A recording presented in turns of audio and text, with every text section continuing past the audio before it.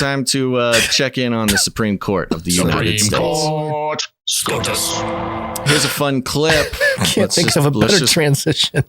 Let's just roll the clip, baby. MSNBC.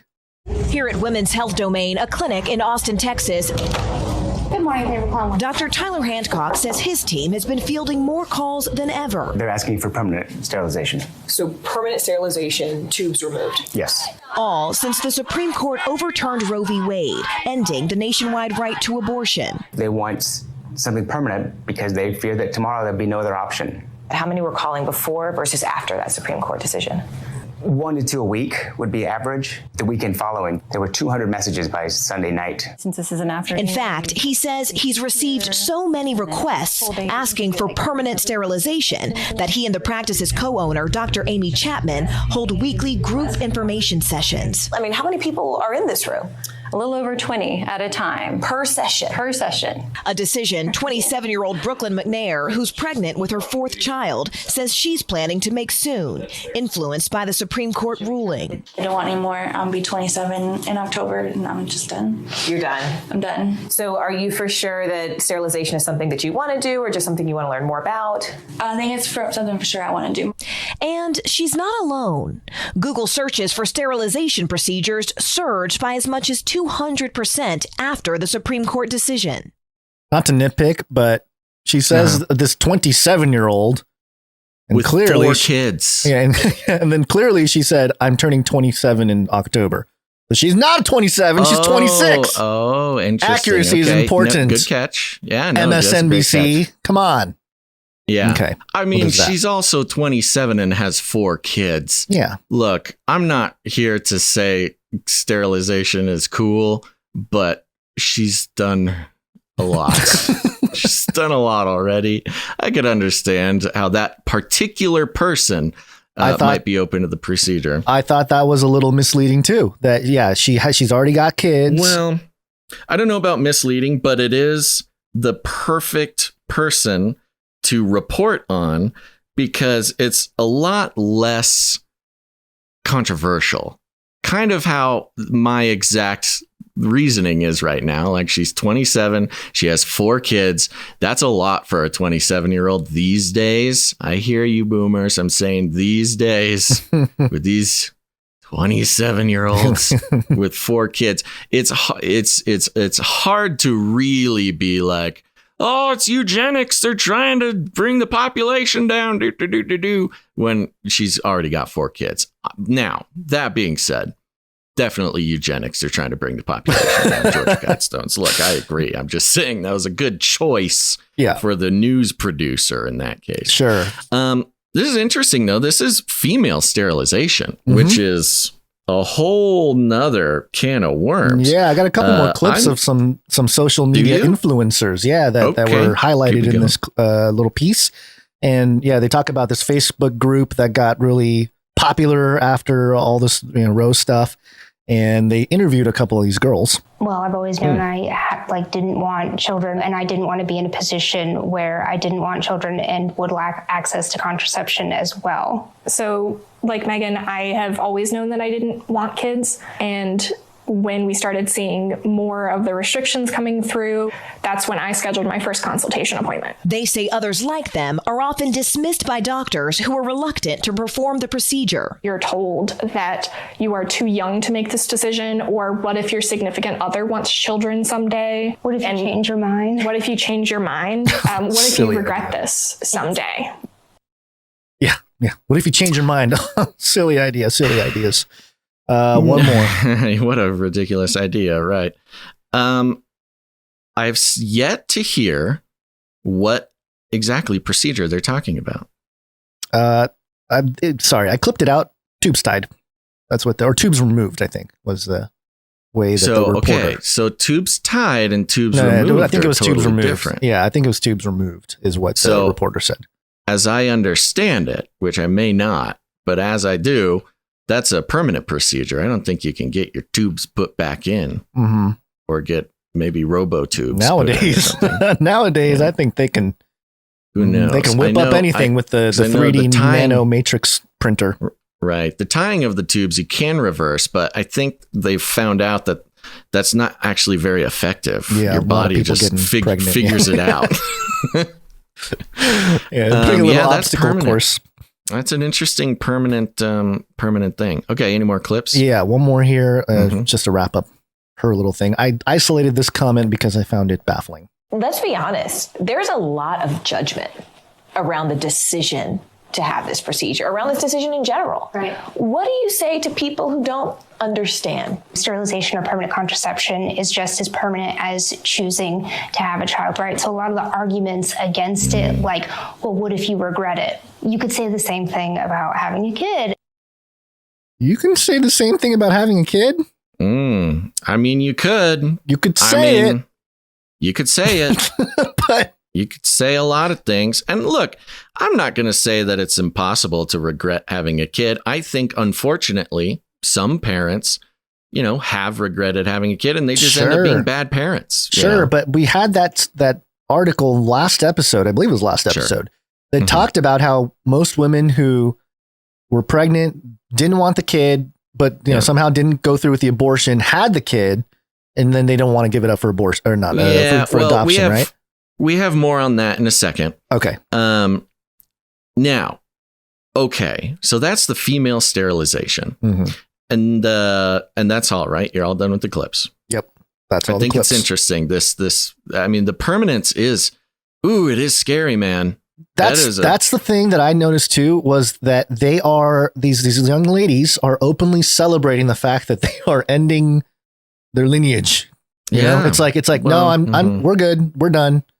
And that is, if you're looking at the 1,000-foot view of eugenics and population reduction and all that, these are your foot soldiers right here. The people that are willing to do this for some kind of ideology. Just population reduction. Yeah. They're saving the planet from climate change. Oh, that's right. I'm sorry. I wonder if you can. So if you get your tubes removed, I'm assuming you still got your ovaries floating around in there somewhere.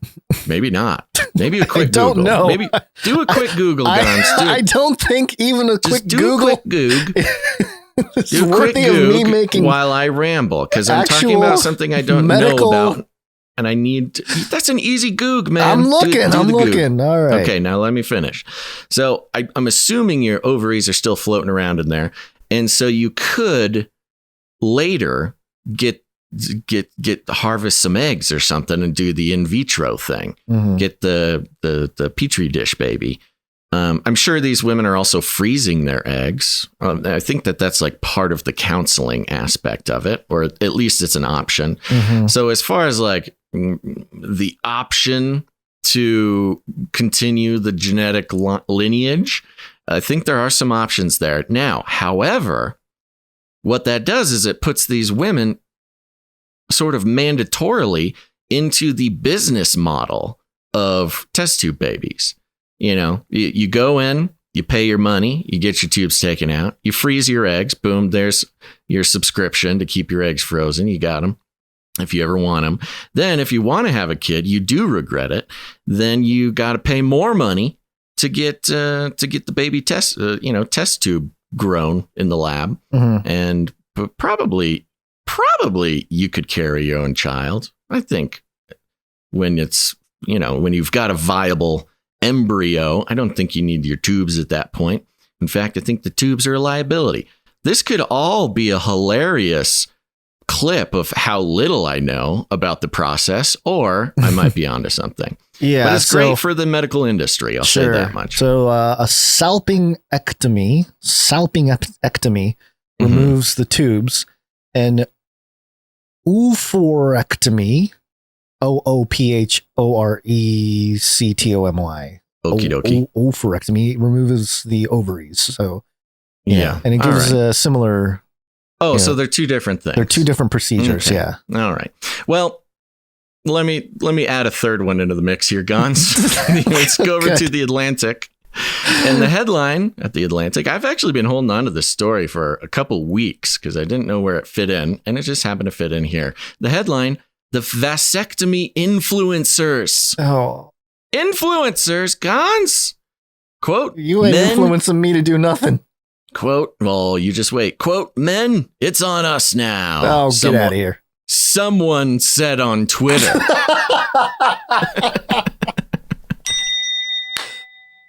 Someone said it on Twitter. Thank you, The Atlantic, for this bastion of journalism. Men, it's on us now. Someone said on Twitter just hours after Roe v. Wade was overturned on June 24th. Quote, either start wearing contraceptives or get a vasectomy. Okay. Wow, who's saying that? Those are two very different options. Yeah. Start wearing contraceptives or get a vasectomy. Okay. In the 2 weeks since, the suggestion that men can or should express solidarity with women by getting vasectomies to prevent unwanted pregnancies has proliferated online.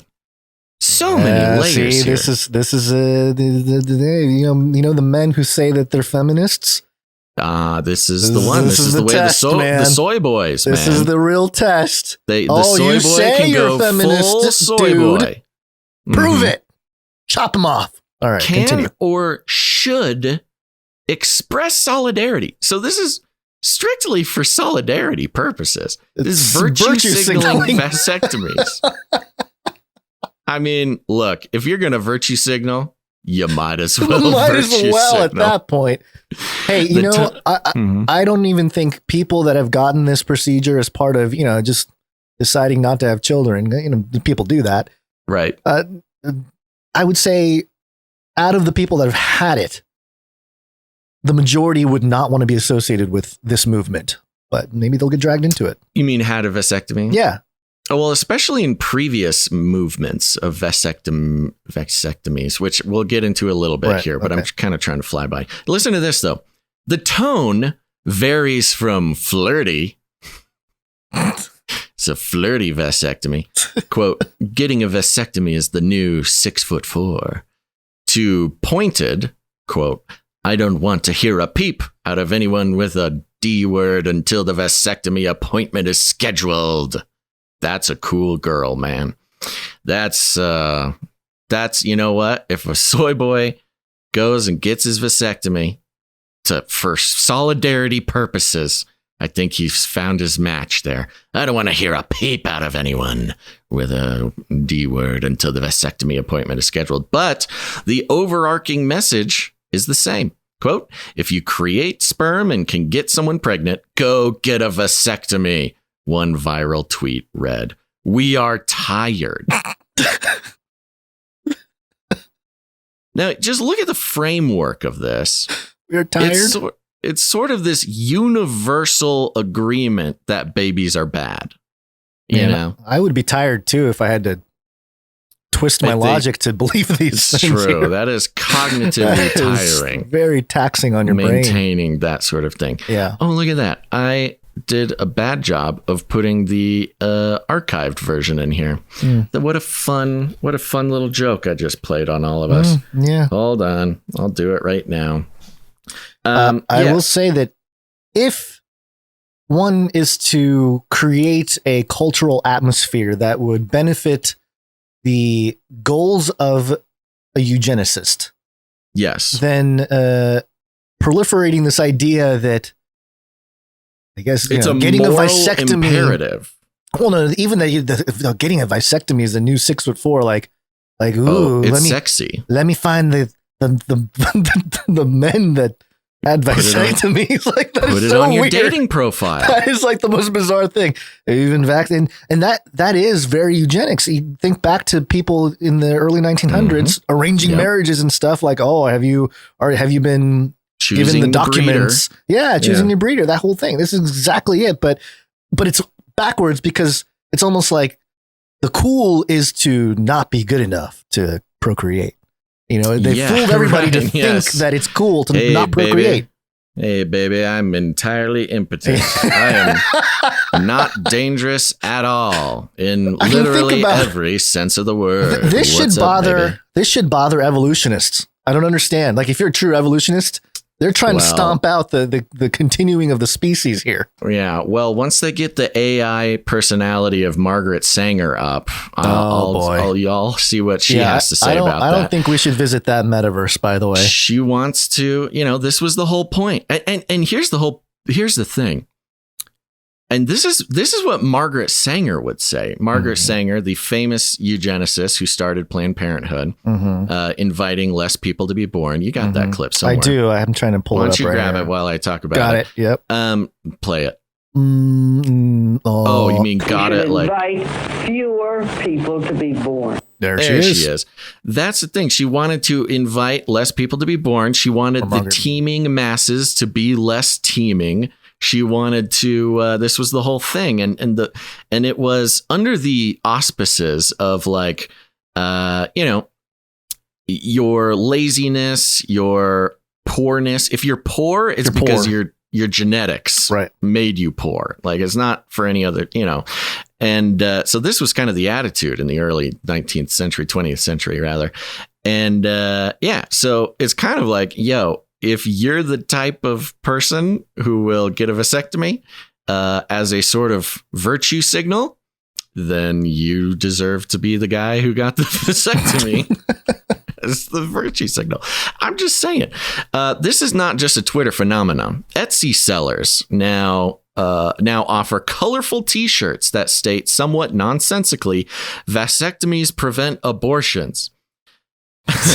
Or if you're so against abortions, get a vasectomy. Now, I've been reading a lot of The Atlantic lately. I've brought a lot of Atlantic to the show. Once again, concern for your health. Continue. The theme has been that there is an interesting sort of 180 being done over at The Atlantic. They just said that these T-shirts are nonsensical. Vasectomies prevent abortions. If you're so against abortions, get a vasectomy. The Atlantic admitting that this is nonsensical is just an interesting detail, and why I continue to explore what they have going on over there. They got you hooked, man. I'm just saying, it's kind of like CNN trying to get the Republican readers, trying to broaden their base. The same phrases have been appearing on posters at pro-abortion rights rallies too, while the rhetorical suggestion that the government mandate vasectomies pops up on protest signs, Instagram feeds, baseball caps. Even Senator Elizabeth Warren jokingly suggested state-mandated vasectomies in an interview with The Atlantic's executive editor, Adrienne LaFrance. Google Trends shows a small increase in vasectomy searches during the first week of May. Then the draft decision first leaked and blah, blah, blah, blah, blah. Long story short, the whole article goes into a bunch of these vasectomy influencers. Many of them are, vasectomy providers, which, again, I don't know if you could call that an influencer. That's just someone advertising their business. Marketing. Calling it an influencer is probably part of the marketing. Exactly. Yeah, exactly. No, he makes money off of this, trend, but he's been pro vasectomy forever. This type of thing. This is my moment.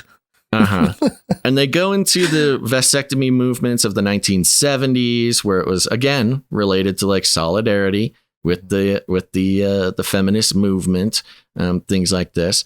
And it ends the article. I think all those details, they're just, you get the point. I don't need to read all that stuff. But it ends with, for vasectomies to become a more popular form of birth control in the U.S. in the long term, the conversation about them will have to go deeper than reactive tweets. It will likely be corny. Warren always takes the time to talk to his patients about the act of love they're undertaking for their partner, for example, and for the children they already have. So getting a vasectomy is an act of love for the children you already have. So kind of similarly to the clip that you played, where she has 4 children already, and, she's done, and she's going to focus on her 4 and not have to worry about another one. Quote, an individual is allowing a total stranger to grab his testicles with sharp instruments. Imagine how vulnerable that is, he told me. So again, it's going into this like, oh, you're so brave. You're being so brave and vulnerable. This is an act of love. Physicians should, quote, seize the opportunity to to talk about what it means for men to be part of the reproductive equation. You know what? I will admit, sounds like there are some men who don't understand their part in that equation. No, I was just going to say, must we be told the equation? It's pretty straightforward. Like in the vasectomy room is a little bit late for this person to fully grasp their part in the equation. Wait a minute. Oh, what am I here for? That's what it is. Oh, no. That's what I would love to see at this moment, this physician said. Great. So there you go. It's a popular movement. It's a movement. It's an act of love. It's bravery. It's vulnerability. Go get your vasectomy, soy boys, or whoever. Yeah, don't. If you're 27 and you got 4 kids, you're obviously a danger to yourself and others. If hopefully the father's around in that woman's case. But yeah, there you go. Interesting, ain't it? Mm-hmm. Yep. Mm-hmm. Now, we did receive an email from a producer. Yep. And this was regarding our talk. Let's see here. How much time do we have? Not a whole lot. In regards to our abortion article last episode from the Washington Post regarding how the absence of abortion will not increase adoption, mainly because when women end up carrying the child, they suddenly want to keep the child instead of put it up for abortion. And we made lots of comments about how illogical that was and how the breakdown of the article was illogical. Now, we got this email. I want to read it, and then I just want us to take a second to clarify something. But I thought this was actually very valuable to round out the conversation. This is from Mary. Hi, Basil and Gons. Loved the aprons you sent out for the supply drop. Planted the pepper seeds. Okay, I just posted the whole thing. Supply dropper. Thank you very much, Mary. Anyway, I am a post-abortive mother. That is what we, who have been through a post-abortion Bible study, call ourselves. I spent 10 years volunteering at a crisis pregnancy center as a peer counselor for other post-abortive mothers. And as a Bible study leader, I am very familiar with all of our excuses and justifications for choosing abortion over adoption. Logic does not figure into this. When a mother, if you are pregnant, you are an expectant mother, finds herself in an unplanned pregnancy, she is thinking with her emotions and not using logic. If we could have honest, logical conversation in the media about the facts and consequences, there would be very few abortions. Most of the women are thinking they cannot go through the pregnancy and give the baby up for someone else to raise. I know, it's not logical. It's panic thought. That is why the CPCs, that's the counselors, I think, are so valuable. The counselors there help the women calm down and come up with solutions so they can carry the baby. Few will choose adoption. They will raise the child themselves, and many times with the help of the father. In May of 2019, I wrote a 2-part essay that helps explain this in more detail. Too long to read on your show, but maybe you can put it in the show notes for people who are interested.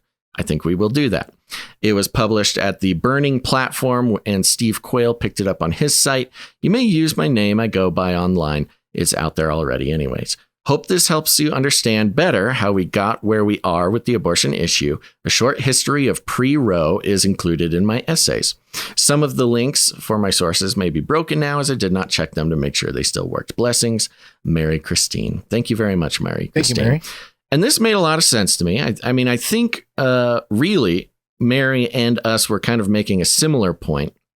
And that is, when we were giving critiques of the illogic of that article, of the author specifically, the thing that really got us, or got me at least, was this valiant attempt at a sort of logical explanation as to why the policy of abortion, like the policy of illegalized abortion and promoting adoption is not going to work. Is the framework of it was, this is why illegalizing abortions is so ridiculous because right. these mothers aren't going to give up the child anyway. It's not the mother's logic. It's the way it's being presented by the it was news. the economic logic of it, the baby supply. And that being said, I do want to actually just say straight up, I have a lot of sympathy for women in that place to make that decision. It's got to be an emotional zone, especially if it was unplanned, especially if the father isn't there, especially if there's family issues, especially if there's economic issues. There's lots of reasons to panic at that moment. And if you're panicking, it's probably because there's a good reason for it. If you're panicking at a positive pregnancy test, you're probably not in a super great place. You're not. It's not like you're married and financially stable and have family around you. You're probably not panicking too bad if that's the situation. So it is very important for all of us to remember that each, abortion or non-abortion or just pregnancy has a whole web of life circumstances around it.